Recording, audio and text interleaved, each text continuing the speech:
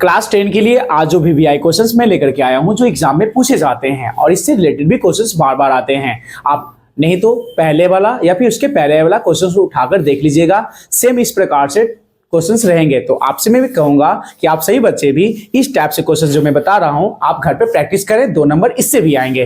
तो आज का जो मैं क्वेश्चन लेकर के आया हूं वो थी इंपॉर्टेंट क्वेश्चन है, वो है त्रिभुज का क्षेत्रफल निकालना। त्रिभुज का क्षेत्रफल निकालना अर्थात क्वेश्चंस दिए रहेंगे जैसा कि आप हमारे बोर्ड पर क्वेश्चंस को देख सकते हैं।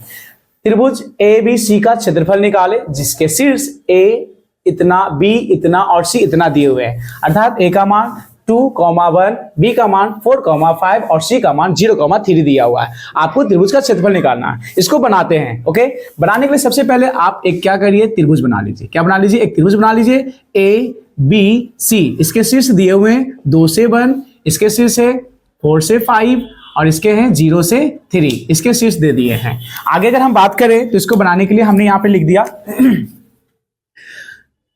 सॉल्व, हल करते हैं। तो सबसे पहले ये जो क्वेश्चन है इसको हम हल करने जा रहे हैं। तो सबसे पहले फॉर्मूला चेक कर लीजिए। क्या चेक कर लीजिए? फॉर्मूला किसके फॉर्मूला क्या होते हैं? तो हमको निकालना है त्रिभुज ABC का क्षेत्रफल। तो हमने लिख दिया, इसका फॉर्मूला होता है 1/2, ठीक है, bracket open, x1/2 minus y3 plus x2/3 minus y1 plus x3 और यहां हो जाएगा y1 माइनस y2 और ये ब्रैकेट बंद। अर्थात ये फॉर्मूला बहुत ही इजी निकालना है। यहां ध्यान दीजिएगा, त्रिभुज का क्षेत्रफल निकालने के लिए 1/2 हमने लिखा और ये फॉर्मूला लिखा। चेक करिए, सारे x बाहर हैं और y अंदर है। ओके, बस यही छोटा सा फॉर्मूला आपको थोड़ा सा याद करना पड़ेगा।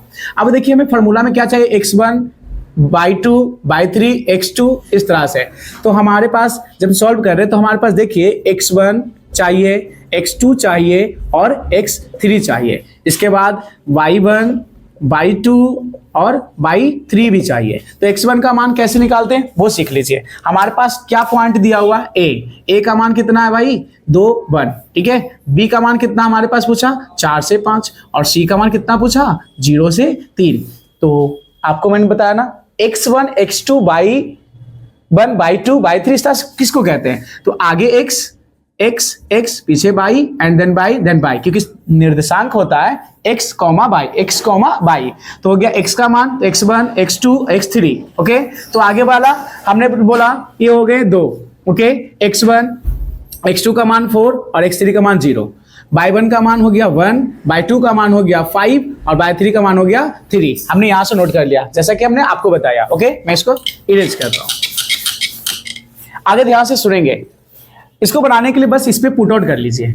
तो जो फॉर्मूला था ना त्रिभुज का क्षेत्रफल, हमने यहाँ पे जो लिखा है तो हमने लिखा 1/2। ओके, और यहाँ पे हमने मान बैठाना, x1 है ना तो x1 का मान कितना है 2 है, हमने 2 रख दिया। y2 माइनस y2 का मान कितना है 5 है, तो y2 का मान 5 रख दिया माइनस y3 का मान 3 कर दिया, ब्रैकेट बंद कर दिया। प्लस फॉर्मूला का x2 पूछ रहा ना तो x2 का मान चेक कर लीजिए कितना है 4 है, तो हमने 4 लिख दिया, bracket open, y3 minus y1, तो y3 3 एंड माइनस y1 का मान 1, तो हमने 1 रख दिया। ओके, उसके बाद हमने प्लस x3, तो x3 है ना तो x3 का मान चेक कर लो ना आप कितना है 0 है, तो हमने यहाँ पे 0 रख दिया। और यहाँ पे y1 क्या है y1, तो y1 है तो y1 के लिए हमने क्या करना है, तो y1 यहाँ चेक कर लो ना कितने है भाई, y1 का मान है 1 और y-2 का मान कितना है, तो y2 का मान -4। देख लीजिए है ना, हमने कर दिया और यहाँ से ब्रैकेट बंद कर दो। सिंपल सी बात यही है और ज्यादा कुछ नहीं, कैलकुलेशन आनी चाहिए।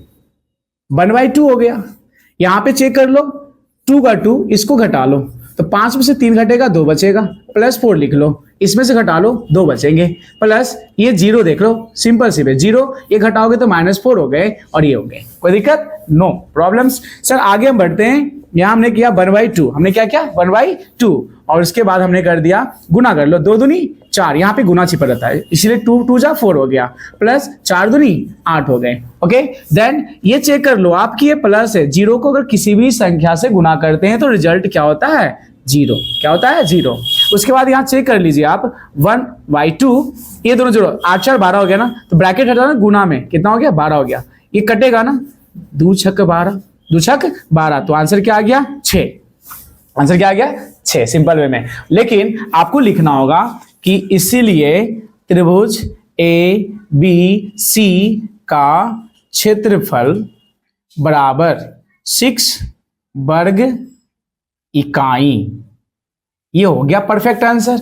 हल लिखते हैं ना हम लोग, तो हल में ही कंप्लीट होता है, इसके लिए दोबारा आंसर नहीं लिखाता है। और इस टाइप से क्वेश्चंस भी त्रिभुज का क्षेत्रफल निकालने से रिलेटेड क्वेश्चन आपके एग्जाम में पूछे जाते हैं। तो आप लोग भी इसे बढ़िया से 1 से 2 बार 3 बार वीडियो देखें और इसको प्रैक्टिस करें और इस टाइप से क्वेश्चंस को जरूर हल करें। आप इजी वे में 2 नंबर इससे भी ले सकते हैं। Okay, thank you.